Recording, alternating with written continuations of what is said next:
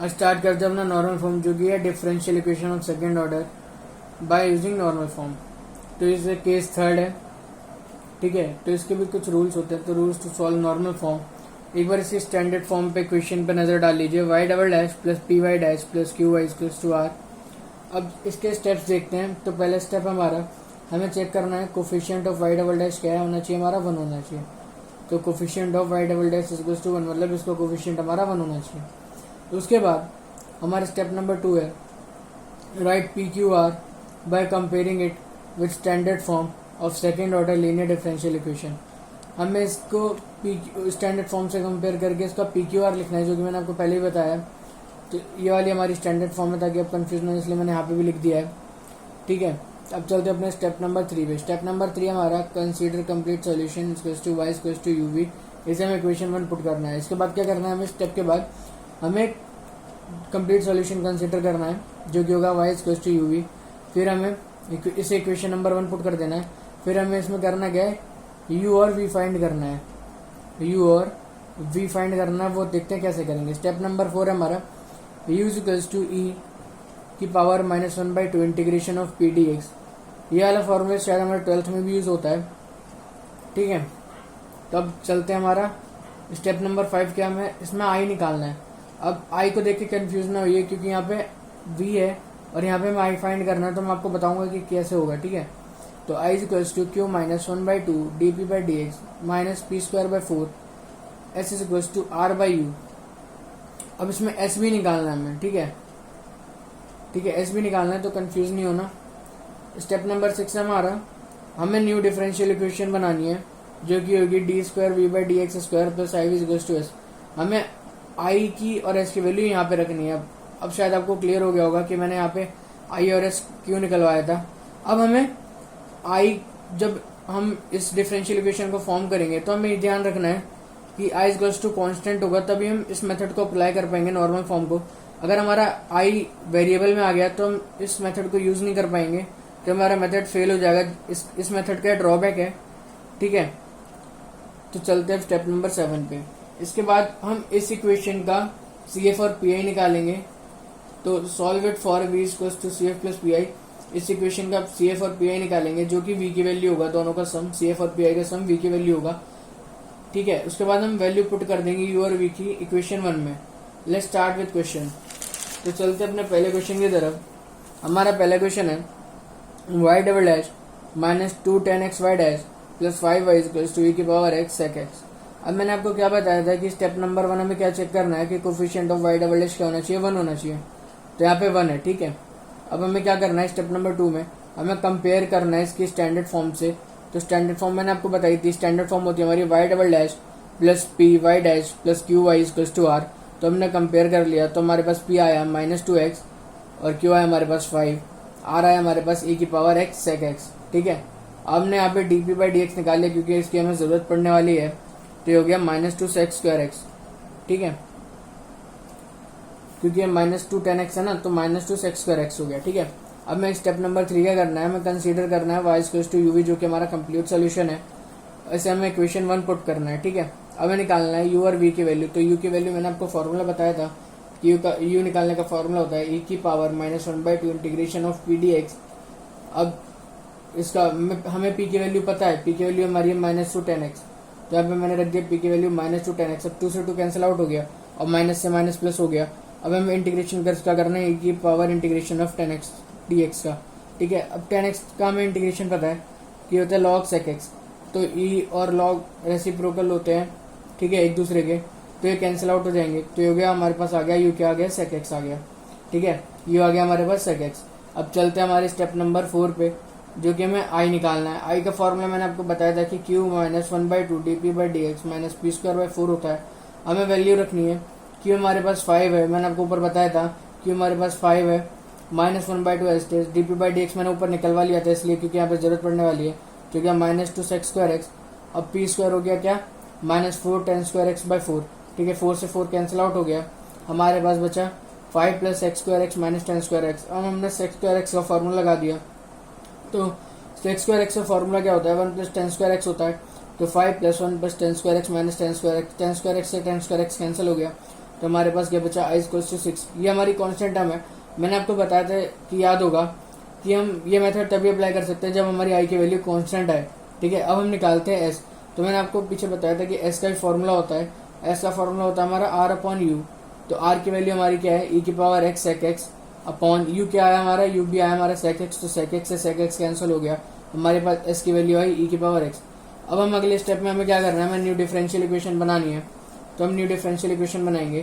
तो ये हो गया D square we by D x square plus I v is to s. ये हमारा फॉर्मेट रहेगा इक्वेशन का कि हमें कैसे डिफरेंशियल इक्वेशन बनानी है नई वाली। तो हमने अब इसमें क्या करना है, हमें आई और एस की वैल्यू पुट कर देनी है। तो ये हो गया D square we by D x square plus I हमारा 6 वी हो गया, एस हमारा ई की पावर एक्स था तो ई की पावर एक्स हो गया।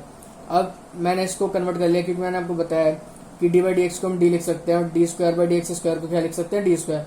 तो मैंने d square plus 6 into v लिख दिया इज टू ई की पावर एक्स लिख दिया। अब हमें क्या निकालना है, सी एफ। मैंने बताया था हमें इसका सी एफ निकालना है, ठीक है, इस इक्वेशन का सी एफ निकालना है। तो इसके लिए मैंने इसको डी को एम से रिप्लेस कर दिया, जो कि m square plus 6 is to 0। हमें इसके रूट्स निकाल लिए, तो हमारे पास रूट्स क्या आ गए, हमारे पास रूट्स आ गए m square to plus minus under root 6 iota. अभी हमारा रूट कैसा है, हमारा रूट कॉम्प्लेक्स नंबर है। तो मैंने आपको बताया था कि इसका सी एफ कैसे लिखते हैं। तो इसका सी एफ लिखते हैं C1 cos under root 6x plus C2 sine under root 6x। अब अल्फा तो 0 है ना, तो e की पावर अल्फा x 0, तो e की पावर 0 क्या हो गया, 1 हो गया। तो मैंने यहाँ पे लिखा नहीं, ठीक है। अब चलते अपने पी की तरफ। फॉर पी ई की power x D square plus 6। अब मैंने आपको बताया था कि हम पी के लिए LHS पार्ट को RHS के डिवाइड में ले जाते हैं, तो मैं वही कर रहा हूँ, ठीक है। अब मैंने आपको बताया था रूल नंबर 1 में कि हाउ टू फाइंड पी में कि इसको कैसे निकालते हैं। एक्सपोनेंशियल वाले केस में जब RHS इक्वल्स टू एक्सपोनेंशियल हो तो हम सॉल्व कैसे करते हैं पी के लिए। तो मैंने आपको बताया था उसमें, तो डी इक्वल्स टू हम ए रखते हैं। यहाँ पे ए क्या है, एक्स का कोफिशिएंट होना चाहिए ना, तो एक्स का कोफिशिएंट क्या है, 1 है। तो यहाँ पे 1 रख दिया, तो 1 का स्क्वायर 1 प्लस 6 इक्वल्स टू 7 हो गया। तो हमारे पास पी आ गया। अब मैं क्या निकाल, हमें पता है कि V equals to C F plus P, इन दोनों का सम हमारा पी होता है। तो हमने लिख दिया V equals to C1 cos under root 6x plus C2 sine under root 6x plus E की पावर x प्लस 7। हमारे पास आ गया v। अब हमें क्या करना है, u की वैल्यू और v की वैल्यू क्वेश्चन नंबर 1 में पुट करनी है, जो कि हमारी थी y equals to u v, ठीक है। Putting the value of u and v in equation 1। तो हमने यहाँ पे वैल्यू पुट कर दी, y equals to u v में वैल्यू पुट कर दी।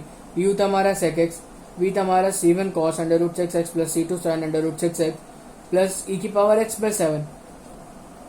तो मैं आशा करता हूँ कि आपको यह क्वेश्चन समझ आ गया होगा। हम चलते अपने अगले क्वेश्चन की तरफ। हमारा अगला क्वेश्चन क्या है, Y double dash plus 2xy dash plus X square minus 8 into Y equals to x square E की power minus X square by 2। तो हमारे स्टेप नंबर 1 क्या है, हमें स्टेप नंबर 1 में देखना है कि इसका वाई डबल डैश का कोफिशिएंट क्या होना चाहिए, 1 होना चाहिए, तो जो कि 1 है, ठीक है। अब मैं क्या करना है, हमें इसे स्टैंडर्ड फॉर्म से कंपेयर करके इसके पी क्यू आर लिखना है। तो मैंने पी क्यू आर लिख दिया, पी हमारा 2x आया, क्यू हमारा एक्स स्क्वायर माइनस 8 आया, आर है हमारे पास एक्स स्क्वायर ई की power minus X square by 2। अब मैंने पी को डिफरेंशिएट करके यहाँ लिख दिया ताकि कंफ्यूजन ना हो बाद में सॉल्व करते समय। तो ये हो गया d p by D x equals to 2, क्योंकि 2x था ना, जो एक्स के रिस्पेक्ट में हो गया। अब मैंने पी स्क्वायर भी लिख दिया यहाँ पे 4x स्क्वायर, ठीक है। अब मैं क्या करना है अगले स्टेप में, हमें कंसीडर करना है कंप्लीट सॉल्यूशन, जो कि हमारा y इक्वल्स टू यूवी, जो कि मैंने आपको पिछले क्वेश्चन में बताया। सारे क्वेश्चन इसी तरह से सॉल्व होंगे, तो हमें कोई कंफ्यूजन नहीं रखनी है। तो ये क्या y इक्वल्स टू यूवी, हमने इसे इक्वेशन नंबर 1 पुट कर दिया। अब हमें निकालना है u और v की वैल्यू। तो u की वैल्यू का फॉर्मूला होता है, u का फॉर्मूला होता है e equals to minus 1/2 integration p dx, ठीक है, e की power minus 1/2 integration of 2x dx। 2 से 2 कैंसिल आउट हो गया, तो ये minus integration of x dx आ गया। तो ये हो गया माइनस का x स्क्वायर बाई 2, क्योंकि x का इंटीग्रेशन क्या होता है with respect to x square by 2, ठीक है। तो ये हो गया x square by 2, u equals to e की power minus x square by 2, हमारा u आ गया। अब हमें निकालना क्या अगले स्टेप में i का फॉर्मूला मैंने बताया था आपको, q minus 1/2 dp by dx minus p square by 4। हमारे पास q क्या है, हमारे पास q है x square minus 8 minus 1/2 dp by dx क्या है हमारा 2 है। तो 2 से 2 कैंसिल आउट हो गया, p स्क्वायर क्या है हमारा 4x स्क्वायर, 4 से 4 कैंसिल आउट हो गया, बचा माइनस x स्क्वायर। अब हमने इसे खोल दिया, तो ये हो गया x स्क्वायर कैंसिल और ये हो गया माइनस 9। अब आप देख सकते हैं कि i इक्वल्स टू माइनस 9, जो कि हमारी कांस्टेंट टर्म है, तो हम इस मेथड को अप्लाई कर सकते हैं। तो ड्रॉबैक कहाँ पे है, जब i की वैल्यू वेरिएबल में आ जाए, ठीक है। अब हम निकालेंगे अपना s हमारा क्या है r अपॉन यू। r हमारा क्या था एक्स स्क्वायर ई की power minus X square by 2, denominator में क्या हमारा ई की power minus X square by 2। तो ये वाली ई की power minus X square by 2 वाली टर्म कैंसिल आउट हो गई, तो हमारे पास क्या बचा है s equals to x square, ठीक है। अब हमें अगले स्टेप में क्या करना है, हमें नई डिफरेंशियल इक्वेशन बनानी है। तो डिफरेंशियल इक्वेशन बनाने के लिए मैं आपको फॉर्मेट बताया था, d square we by D x square plus I v equal to s वाला फॉर्मेट था। अब मैं इसमें क्या करना है, आई और एस की वैल्यू पुट करनी है, आई और एस की वैल्यू पुट करनी है, ठीक है। तो D square we by D x square, I हमारे पास -9 था तो -9 भी हो गया, ऐसा हमारे पास एक्स स्क्वायर था तो एक्स स्क्वायर हो गया। हमें करना क्या, इसका सीएफ और पीआई निकालना है, इस इक्वेशन का सीएफ। तो सीएफ के लिए मैंने इसे मतलब इजी बना दिया, ठीक है, ताकि कंफ्यूजन हो। मैंने आपको बताया क्योंकि बार बार डी बाई डी एक्स हम लिख सकते हैं डी, तो D square by D x square को क्या लिख सकते हैं, डी स्क्वायर, ठीक है। वी बाहर आ गया, D square -9 into v equal to x square. अब मैंने सीएफ के लिए इसे रिप्लेस कर दिया, एम स्क्वायर -9 इक्वल टू 0 से। तो हमने इसके रूट्स निकाल लिए, रूट्स आए हमारे पास 3 और -3। तो मैं इसका सीएफ लिख लिया, सीएफ क्या है हमारे पास, c1 e की power 3x plus c2 e की पावर -3x, हमारे पास सीएफ आ गया। हमें क्या निकालना है, पीआई। पीआई हमारा आ गया x square upon D square -9। अब मैंने आपको बताया था वही सेम फंड है ना कि एलएचएस को आरएचएस के डिवाइड में ले आते हैं पीआई के लिए। मैंने आपको बताया था कि अगर ये एक्स की पावर m में अगर हो तो इसका पीआई कैसे निकालेंगे, ठीक है। तो इसमें हम डी की लीस्ट पावर कॉमन लेते हैं, तो इसकी डी की लीस्ट पावर क्या है, 9 डी की पावर 0 है, तो हम 9 कॉमन ले लेंगे, तो क्या 1/9 एक्स स्क्वायर, और माइनस भी लेंगे क्योंकि 1 प्लस माइनस में मना होता ना, तो -1/9 हो गया, और ये हो गया 1 - D square by 9 into x square, ऊपर एक्स स्क्वायर आ गया। हम इस वाली टर्म को ऊपर ले जाएंगे तो ये हो गया हमारा -1/9 1 - डी स्क्वायर बाय 9 का whole inverse into x square. अभी हो गया -1/9। अब इसमें मैंने बाइनोमियल एक्सपेंशन का फॉर्मूला लगा दिया, तो हो गया 1 plus d square by 9 plus d square by 9 का whole square plus dot dot dot into x square. अब ये हो गया। अब मैंने आपको बताया था कि अंदर मल्टीप्लाई करके, और जितने में डी होता है ऊपर डी होता है तो डिफरेंशिएट होता है, और जितनी बार डी होगा ऊपर डिफरेंशिएट होगा, नीचे डी जितनी बार होगा उतनी बार इंटीग्रेशन होगा, ठीक है। तो हम एक्स स्क्वायर का मल्टीप्लाई करते हैं अंदर, तो क्या -1/9 bracket start x square plus 2/9 plus dot dot dot bracket close. अभी हमारे पास क्या आ गया, वी आ गया, हमारे पास फाइनल वी आ गया। तो वी क्या था, c F plus p i था, वी क्या था, c F plus p i था। तो हमने वी की वैल्यू ऐड करके लिख दी, c1 e की power 3x plus c2 e की power -3x -1/9 bracket start x square plus 2/9 bracket close. तो हमने v की वैल्यू क्या कर दी, कंबाइन करके लिख दी, cf और pi को कंबाइन करके लिख दी, ठीक है। अब put the value of u and v in equation 1। हमारा अगला स्टेप क्या है, हमें पुट करनी है वैल्यू u और v की इक्वेशन 1 में। तो हमने पुट कर दी y equal to x square, क्योंकि हमारा u था। अब v क्या है हमारा, c1 e की power 3x plus c2 e की power -3x bracket close -1/9 bracket start x square plus 2/9 bracket close. ये हमारा क्या हो गया, फाइनल आंसर हो गया, जो कि नॉर्मल फॉर्म का फाइनल आंसर हो गया। तो इसी के साथ अपनी वीडियो को एंड करते हैं। I hope you will understand how to solve problems based on normal form. Now you will be able to solve questions based on normal form. If you like the video, please subscribe the channel and press the bell notification icon for getting instant updates on engineering maths. Thank you.